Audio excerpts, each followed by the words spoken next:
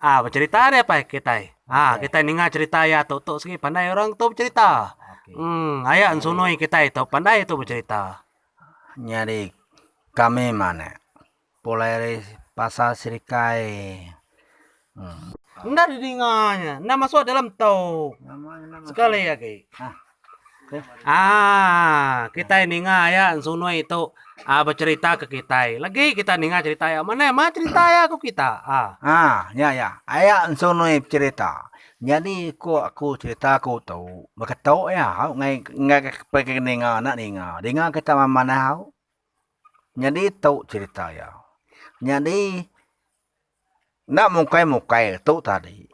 Kira deh. Kami mana tadi ke pasar. Udah apa beli kau teh. Nak mau teh beli sida ya lah. Pulai ke rumah tahu cerita ya. Dengar deh tahu cerita ya. Jadi teh. Kau ya. Kau seru aja deh dengar aku. Nama teh tu dah. Kini ngau tu pasok lah. Pasok. Kau ya. Pasok aja. Pasok aja dah beli. Kau ya nanyi tu.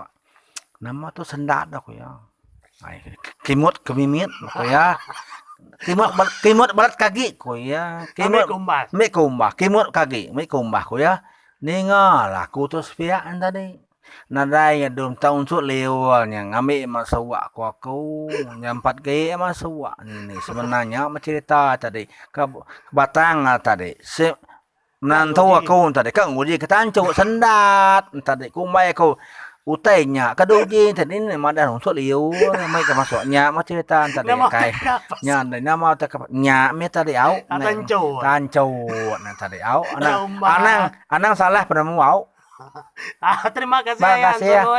Gila cerita. Cerita baru au ningal nudi lah ceritaku baru.